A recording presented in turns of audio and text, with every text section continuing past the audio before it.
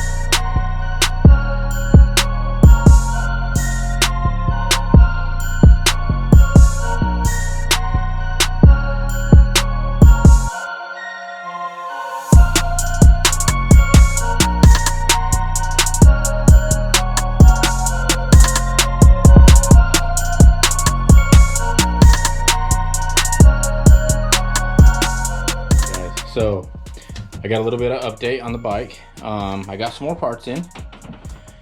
I got a ton of Yamaha hardware in this bag, a ton of hardware in this bag, and O-rings.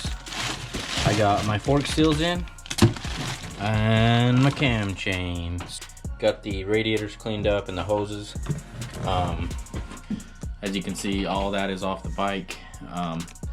I drained the oil, peeked into this side cover here, cleaned up some of that nasty RTV sealant that was there. So that's pretty clean. Really, what I can do now is take the top motor mounts off, pull the valve cover, and check my valve clearance, and then go ahead and pull the flywheel, pull the cam chain, put the new one on, and put her back together. Got the airbox all cleaned up. I mean, made it look pretty much brand new, ready to go. Look how clean that is in there. I don't know if you can see, but got the new air filter in it.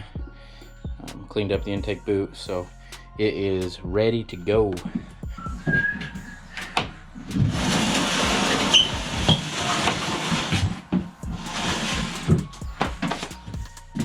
Now, I don't think you have to actually pull the motor mounts to do the valve adjustment. Pretty sure the valve cover comes off just fine.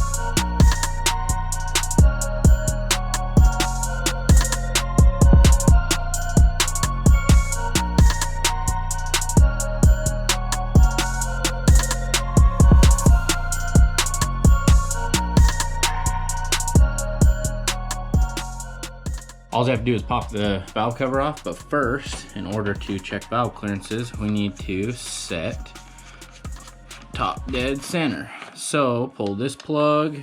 This one allows you to spin the engine over. And this one allows you to line up your timing mark. And you have to have this case cover on there perfectly. Like I said, I got the dowels in, so now I've got the dowels in place, but I don't know if you can see in there. I'll try to get a flashlight, but let me get a socket and we'll put it on there and roll this over till it's at top dead center. There's 2 marks on the intake cam and 1 mark on the exhaust cam. So you can see the mark on the exhaust cam right there. It'll focus a little bit. And then there's 2 marks on the intake cam, 1 right there and 1 right down in there. So we're gonna turn this until they line up with the cases, and then you'll know you're at top dead center. Exactly. So that's it right there. So that mark is lined up with that case, and that mark is lined up with that case. Actually, it's just barely right there. And that's your top dead center. And then down here, you'll see in there, which, let me get a light. See in there that there is a mark lined up with the case perfectly. So that's how you know you're at top dead center.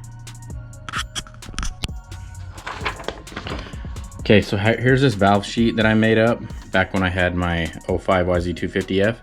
So I put the cylinder head and the valves where they actually are lined on the head, with the front of the bike being forward, top of the sheet. I put the valve specs on it, and this is what I was using for that bike, the hours. And then here I've got the measured gap, the existing valve shim, and the required valve shim. So I made a little cheat sheet up here for that. But anyways, I built this because I wanted a way to track my valve adjustments so I could see how much valve recession I have over time. And it's freaking awesome. So that's the difference though on the exhaust valve limits. Is on the 250 it was 0.17 millimeters to 0.22 millimeters, but on this one it is 0.2 to 0.25. So that is the difference. So we're gonna go ahead and use this sheet. I will change it, make one up, and yeah, if anybody's interested in it, I can shoot him an email with this copied, but really handy to have, really handy. Okay, so here's the feeler gauges I'm gonna use. I got this set off Amazon. It's a cheap Chinese set, but they are tapered, so they fit really well into the cam covers. So you can get to those valve buckets in there. You can see the gap's really small. So anyways, I bought these and I love them. They're really nice to have. So I'll put a link below of where you can get these on Amazon. Okay, so we're gonna go ahead and do the exhaust first, so they are facing the front of the bike. That's our spec right there, 0.20, 0.25 millimeters. All right, now let's run this in here underneath the valve bucket and see if we can get the 0.20 to work. Oh, baby, that one feels good right there. Got a little bit of resistance, which it should. It kind of slipped off there. Shoot that back in there. Yeah, see? I don't know if you guys can tell, but that's sliding in there pretty nicely. Now this side, ooh, not so much. Okay, looks like we need at least 1 shim so far.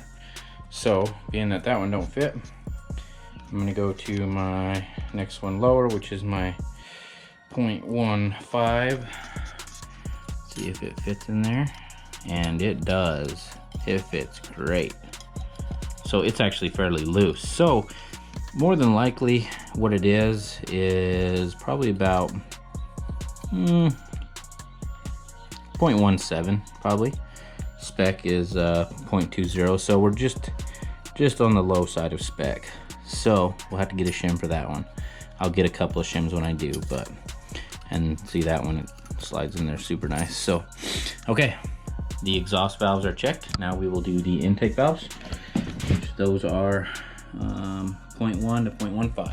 So You're gonna take this, check this one. This is the 0.15, just for kicks and giggles. And it doesn't want to fit. Check that one. Doesn't want to fit.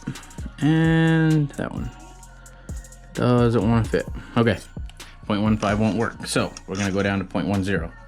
And that will be the threshold of our bottom limit for the intake valves. Where is it at? 0.10. Ooh, it fits nicely underneath that intake valve. That one's within spec. That one's actually probably, that's about perfect. So that's on the lower end of the threshold. That one fits good. And that one fits good. Just the right amount of drag on it. Okay, so I'm gonna tell you guys how I'm gonna go about doing this. Measured gap on this exhaust valve was 0.20. The other exhaust valve, we are guessing is gonna be about 0.17. Intake measured is almost the same on every one of them, which we're gonna call it 0.10, 0.10, 0.10. Okay, so next what we will do is we will find our existing valve shim on every one of these. Now, being that we're at the bottom of the threshold here, what we're gonna do is we're gonna take the valve cap off, or the cam cap, sorry.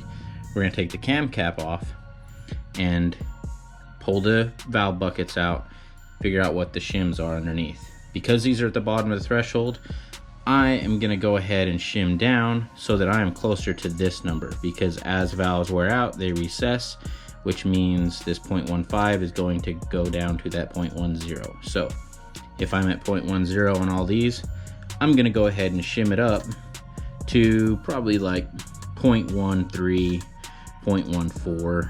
Then we can go ahead and let them valves do their job and they will wear down to our minimum threshold, if that makes sense. Same with the exhaust valves. So this one here is actually below, so we're gonna have to shim down a little bit on it, probably about 0.7 on it, which will bring us to 0.24. And then on this one, we'll do probably 0.5, which will bring us up to that upper threshold. I would rather be on the high side than on the low side, because as the valves wear out, the gap is gonna shrink down to this 0.20 or 0.10 if it's the intake. So if that makes sense, the valves wear, the gap gets tighter. So we wanna create this larger gap. That way it is enabled to wear correctly. So that's your cam chain tensioner. So we'll take off this 10mm cap. Oh, Nixon, put that brush there. Take off this 10mm bolt here, which serves as a cap. And there's gonna be a little flathead wind up in there. You'll stick a little flathead screwdriver in there and you're gonna wind that up till it stops. And what that is gonna pull the tensioner back, which then allows you to have slack on your cam chain.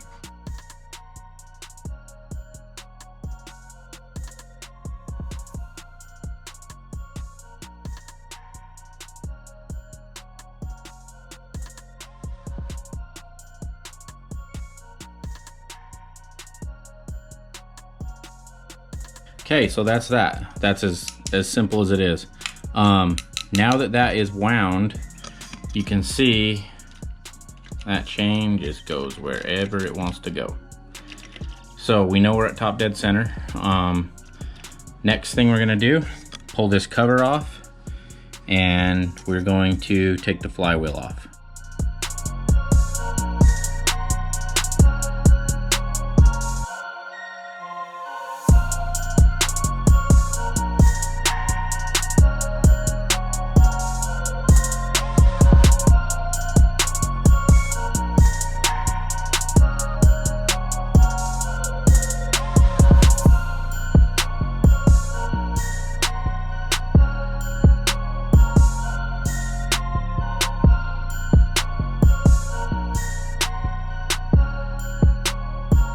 So the way this flywheel puller works is, this is the cap for the crank.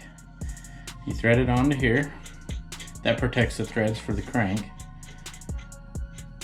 And you need to leave a gap between the flywheel and the thread protector, because if you don't, you'll be pushing on it with this push bolt and you'll get nowhere because you'll be pushing against the crank. So leave yourself a gap. It doesn't have to be much, just a little bit. Back this off almost all the way out. You can see it goes in pretty deep there. Back it way out. Thread this on like so. All the way on. You want as many threads as possible on there. Run this in till you hit, just like that.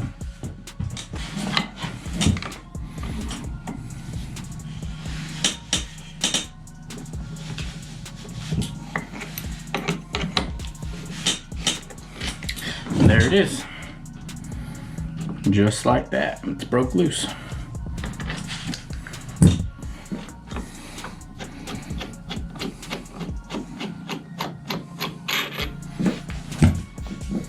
See that, how it took up that gap? Easy peasy. All right, here. Let's get our motor back close to top dead center. If I can, right there. Pull this off. There it is. Don't forget your key. Don't forget this Woodruff key right here. You do not want to lose that. Okay, so now we're at a point where we can remove the cam chain. In order to do so, on the bottom we have to take off this guide right here, these two bolts here. Then that will allow us to slack up the chain and pull it out through the bottom.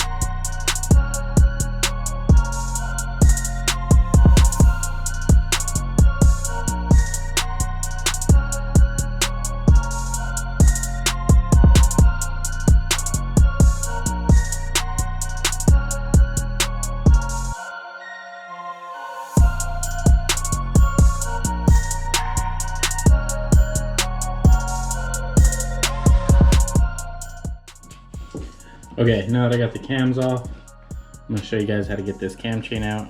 Again, I took this bottom tensioner loose, which gave me a ton of play in the chain here. So I'm just going to lift it up from the top, kind of weasel its way out here. Can be kind of a pain on this side, just a little bit, but not too bad. You just have to have a little finesse. All right, there we go.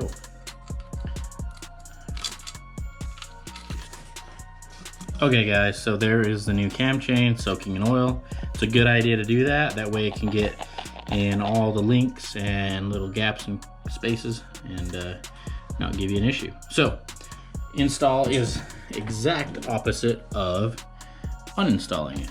You have to go in from this side. The only difference is see the safety wire in my hand? I'm going to use it, tie it to the chain, run it up through the top, hang it from the frame, and then work the bottom in, and voila, I'm done.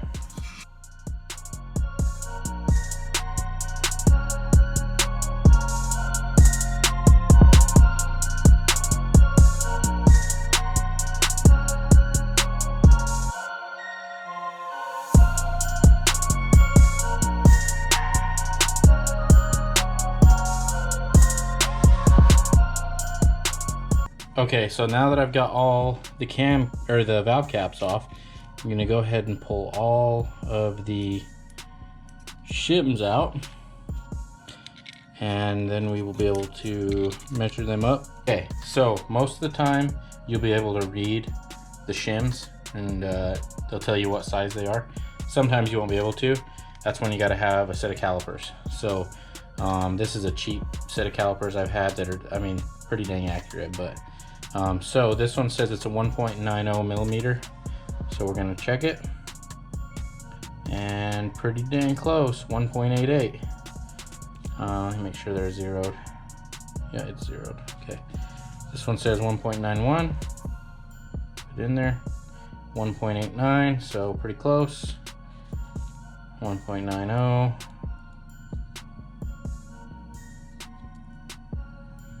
Pretty close. Exhaust 1.80. 1.2, and exhaust 1.79. Yep, okay, pretty close. So, oh shoot, dropped it. So, existing valve shim is a 1.90, 1.91, 1.90, 1.80, and 1.79. Okay, let me start and show you how I do it. So, like I was saying, if our tolerance is 0.20 to 0.25, I want to be in that 0.25 area, that 0.25 range. My measurement is 0.17. So what I'm going to do is take 0.25 minus 0.17. That will give me my difference. So 0.25, 0.17. Okay, if we do the math, then that means we are a difference of 0.08. So now what I want to do is take that 0.08 and subtract it from our existing shim size, which is 1.79. So if I do the math here and go 1.79, as I just pick these shims up with my hand, minus 0.08, that puts me at 1.71. That's the size of shim that I need in order to make up and be within my 0.25 tolerance. On our exhaust, our spec is 0.25. That's my measurement. Minus 0.20. That would leave 0.05. So I need to subtract 0.05 from 1.80, which, if we do the math, is 1.75. Let me write this one down, 1.71. So I should be able to find a 1.75 shim. Pretty easy. That's how you do it. Now I'm gonna go ahead and do the math for these other three here, and then I will go about buying the shims and putting them in.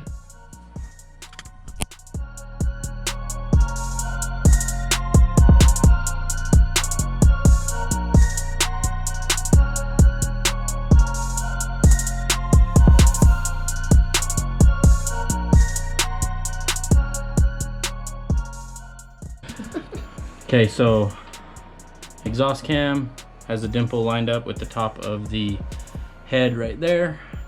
A little bit off, but once you torque it down, it's going to line up. Intake cam, dimple with the head, and dimple straight up. And there's the timing mark there.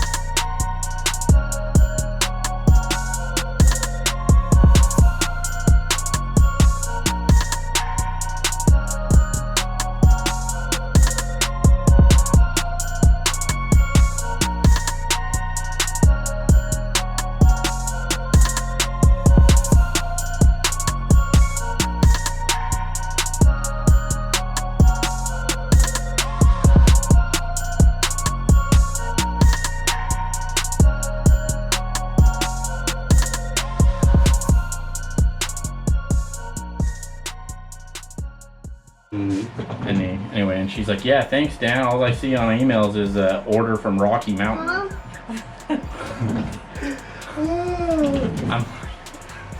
Not my fault. I was like, he's clearly not in Italy working. He's just ordering.